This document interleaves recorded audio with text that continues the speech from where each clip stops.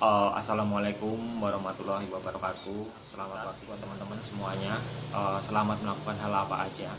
Jangan lupa prokes karena masa sekarang masih ada di masa pandemi dan masa-masa PPKM darurat. Buat teman-teman semua, terima kasih yang sudah menonton videonya Jogja Casting Official Channel. Terima kasih. Hari ini Kak Re buat video tutorial lagi atau tips atau triks. Akan ada beberapa hal yang akan Kak Re sampaikan kepada teman-teman semua. Tidak jauh dan tidak bukan adalah masalah, lebih ke masalah acting, lebih masalah ke aktoran. Oke, bicara tentang keaktoran atau tentang acting, karena kata acting ini sangat banyak maknanya, sangat luas sekali. Di kehidupan kita sehari-hari kita juga pasti ada sedikit acting. Bahkan seorang penjual sayur pun akan acting untuk sebuah dagangannya, untuk meyakinkan para calon pembelinya. Tidak luput juga penjual-penjual online, penjual-penjual yang online. Sekarang kan lagi market online ya, kebanyakan itu juga menggunakan acting ketika mereka berjualan, ketika mereka live di Instagram atau live di mana aja, di YouTube ataupun apa, mereka akan menggunakan sedikit trik adalah acting untuk meyakinkan seluruh calon pembeli yang ada di luaran sana yang nggak bisa bertatap langsung sama kita. Oke ya, Kak Re akan menerangkan beberapa hal soal acting. Jadi dari kemarin, kenapa kok acting terus yang dibahas Kak Re? Karena ketika kita akan produksi sebuah film, diwajibkan kepada seluruh aktornya atau pemainnya itu menguasai acting dan menguasai peran yang dia perankan itu. Saat casting akan banyak sekali kita temukan beberapa hal. Yang sering kami temukan di lokasi casting adalah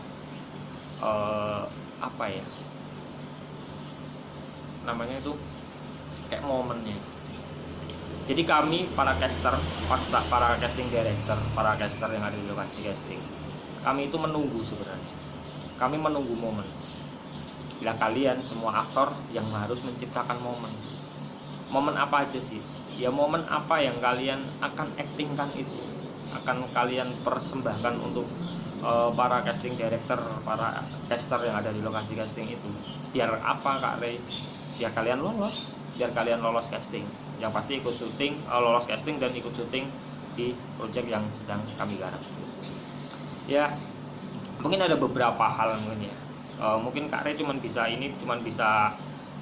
mengasih sedikit contoh atau mungkin gambaran ketika kita berakting. Kami memahami semua orang bisa acting. Kalian semua teman-teman yang ada di luar sana itu bisa acting semuanya. Tapi apakah acting kalian itu yang kita inginkan? Apakah acting kalian itu mempunyai rasa? Apakah acting kalian itu mempunyai jiwa? Ketika kalian memerankan seseorang itu yang pasti harus ada rasanya. Karena itu tugasnya sang aktor, tugasnya kalian semua, tugasnya para aktor-aktor ini, para peserta casting ini. Ketika casting ya kalian harus menampilkan yang terbaik di tempat itu. Karena apa? Karena video casting itu adalah nanti akan mewakili kalian ketemu dengan sutradara kami, akan mewakili kalian bertemu dengan para produser kami yang ada di manajemen produksi untuk menentukan bahwa siapa yang akan layak menjadi pemain atau pemeran sosok tersebut. Atau sosok A ini harus diperankan oleh siapa, sosok B ini harus diperankan oleh siapa. Itu makanya alasannya itu adalah ketika kalian casting dan acting, melakukan video acting, itu kalian harus benar-benar natural, harus ada rasanya.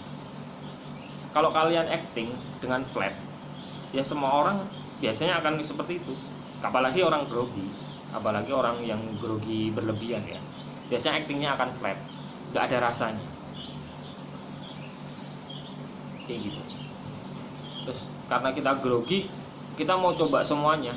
Ilmu acting yang kita dapat semuanya itu mau kita coba, kita ingat-ingat semua, kita recall lagi ke diri kita.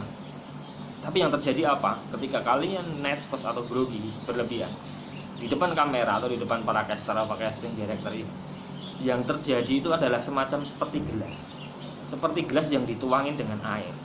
Gelas dituangin dengan air, dari gelas itu kosong dituangin dengan air berlebihan. Ini berlebihan ini wanginya, akhirnya tumpah semua. Itu yang terjadi di mindset kita, di pemikiran kita, di otak kita. Itu yang terjadi adalah ketika kita terlalu penuh mengisi, atau karena kita ada faktor grogi, kepenuhan, dan ini akhirnya tumpah semua. Ya. Jadi gitu. Ketika kalian mendapatkan naskah di lokasi casting atau materi untuk casting, kalian wajib memahami itu semua pelan-pelan. Kalian pelajari pelan-pelan, kalian hayati, kalian teliti, kata per kata, kalimat per kalimat, adegan per adegan. Di situ pasti akan ada emosi, pasti akan ada gestur, pasti akan ada pergerakan, pasti akan ada kegiatan yang akan terjadi di materi itu. Nah, kalian wajib, seluruh peserta casting wajib menghafal itu semua, harus mentransfer itu semua ke diri kalian masing-masing, dan kalian perankan di depan kami, di depan para casting director, di depan para caster. Ya begitu teman-teman. Mungkin yang terjadi di lokasi casting adalah, yang sering kami temui adalah acting yang yang flat, bukan natural, yang flat. Akhirnya benar-benar itu flat. Ketika dia acting itu benar-benar flat dan gak ada rasanya sama sekali. Cuman sekedar hafal dialog, hafal naskahnya aja, tapi gak ada rasanya sama sekali. Ya mungkin kalian grogi atau baru, tapi gak ada salahnya lah kalian belajar acting itu perlu. Tapi kalau dibikin spontan itu nggak mungkin, kayaknya nggak mungkin. Dan ya kalau ada pun yang bisa itu karena mungkin dia mempunyai skill dari ini ya, memang dia mempunyai skill khusus. Ketika dia spontan dia akan acting dan bagus hasilnya, itu mungkin dia punya skill khusus. Tapi buat teman-teman yang baru dan baru mengetahui tentang itu nggak mudah. Contohnya hanya sebatas jalan, sebatas kita berjalan, acting berjalan itu pun nggak semua orang bisa melakukannya. Itu cuma berjalan, dan kita semua orang itu hampir setiap hari kita berjalan kan?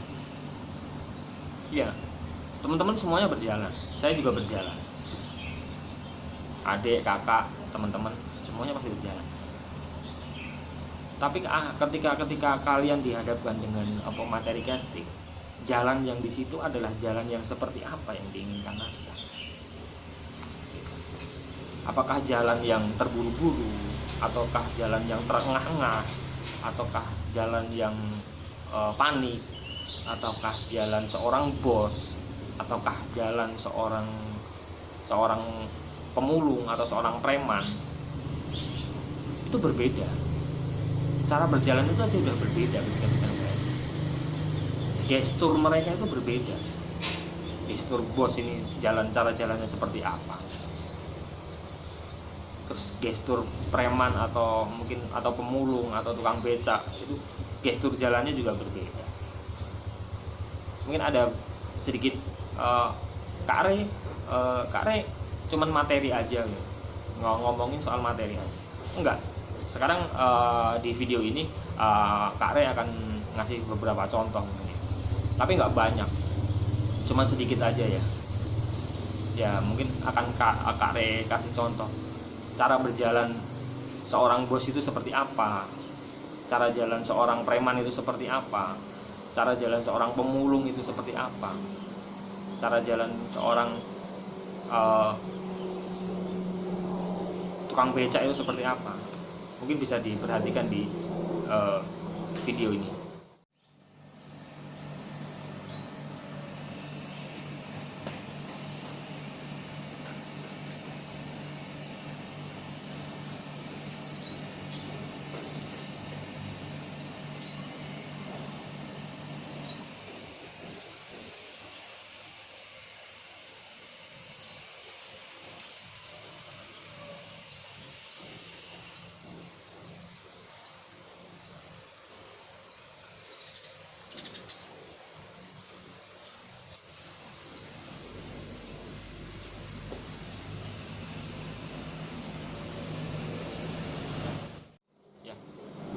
Itu jalan seorang bos. Dan ini lagi, ini cara jalan seorang pemulung atau seorang biasa.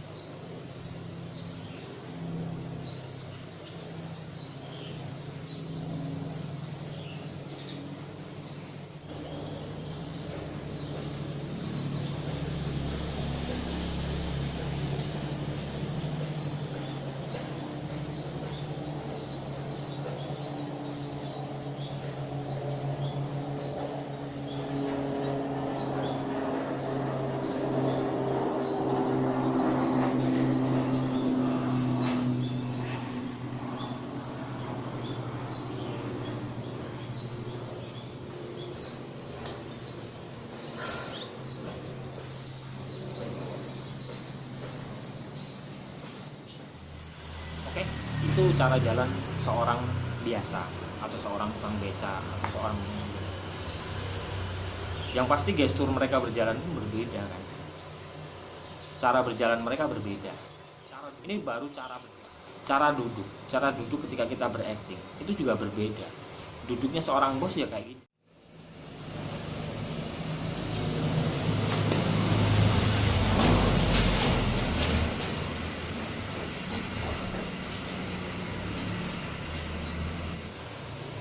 Itu cara duduk seorang bos, cara pandang seorang bos, cara melihat sesuatu. Dan ini cara duduk seorang biasa atau seorang pemulung atau seorang tukang becak yang duduk di atas becaknya mungkin, atau duduk di pinggir jalan gitu.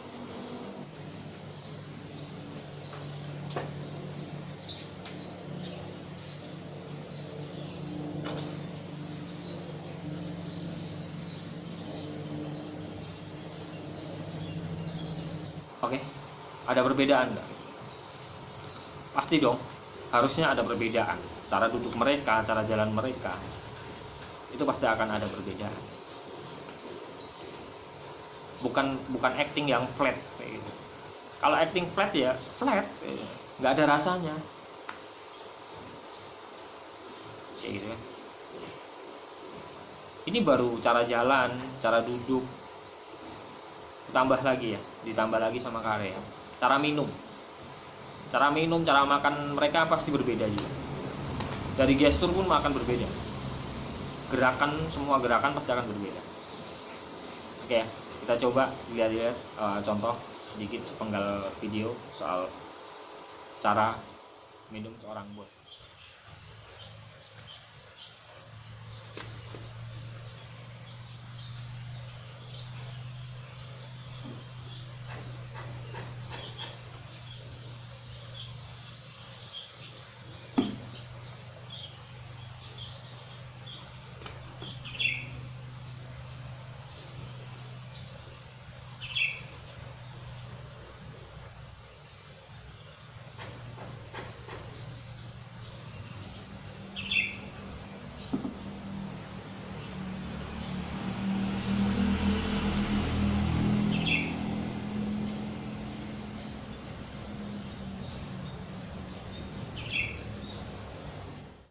Cara minum seorang bos, cara duduk terus dia minum, itu aja udah berbeda gerakannya.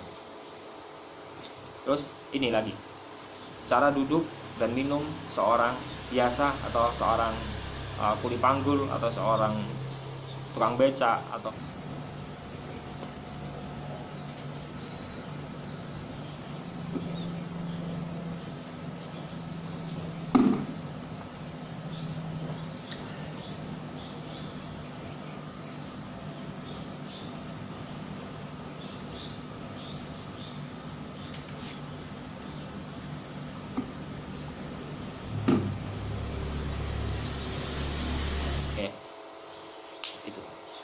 itu adalah beberapa contoh ketika kalian berakting.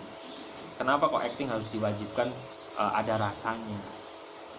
Ya karena itu adalah kejadian. Acting itu bukan bohong-bohongan. Acting itu adalah kebenaran. Benar-benar kejadian yang dilakukan atau kita melakukan kejadian yang belum pernah kita lakukan, itu acting.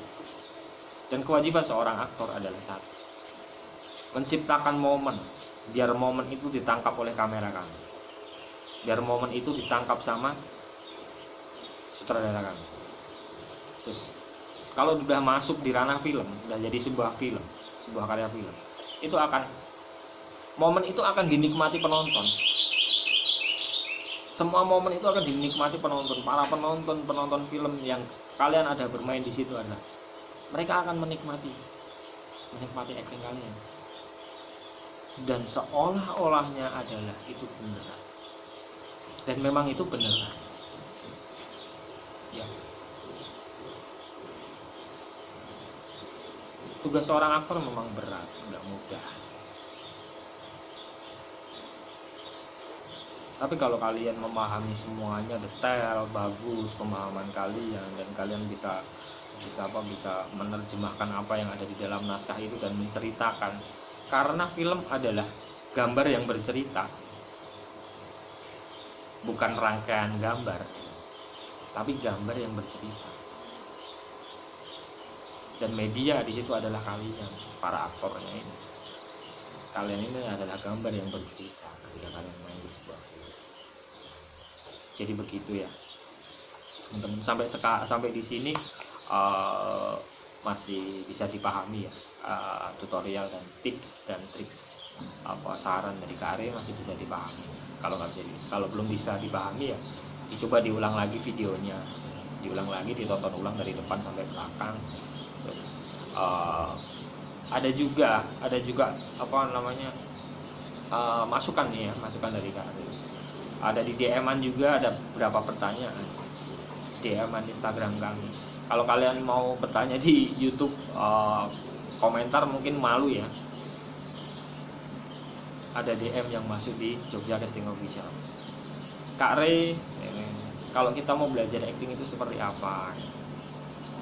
Oke, Kak Re sekarang jawab beberapa DM dari kalian semua yang ada di Jogja Casting Official di Instagram. DM-nya adalah, Kak Re, bagaimana cara kita belajar acting? Belajar acting itu bisa kalian belajar sendiri di rumah dengan menonton video ataupun apa, itu bisa juga. Tapi kalau akan lebih naturalnya, akan lebih bagusnya ada kalian berguru di kelas acting yang ada di daerah kalian. Contohnya kalau di Jogja ini, contohnya adalah ada beberapa tempat kelas acting yang ada di Jogja ini, dan itu benefit bagus.